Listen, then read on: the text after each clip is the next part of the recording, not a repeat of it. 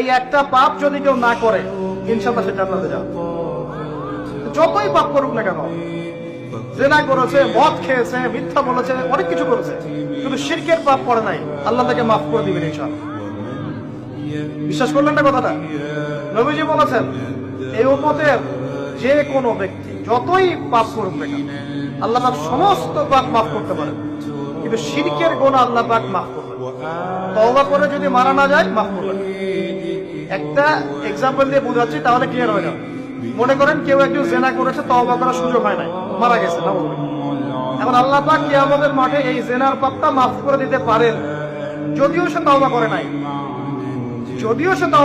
আল্লাহ পাক এই পাপটাও মাফ করতে পারেন। কিন্তু একজন ব্যক্তি শিরক করেছে, তওবা করে নাই, কিন্তু এই অবস্থায় যদি কাল কিয়ামতের মাঠে আল্লাহর সাথে সাক্ষাৎ করে, আল্লাহ তার গুনাহ মাফ করবেন। এই শিরক আর অন্য পাপের এই হলো পার্থক্য। তাহলে সবচেয়ে কোন বিষয়টা থেকে আমাদের বেঁচে থাকা উচিত ভাই? শিরক কিও কেন, একটা বই পাওয়া যায়, কিনে নেবেন। কিতাবুত তাওহীদ একটা বই আছে, পড়ে নেবেন। কুরআন সুন্নাহর আলোকে বিশুদ্ধ আকীদার অনেক বই পাওয়া যায়।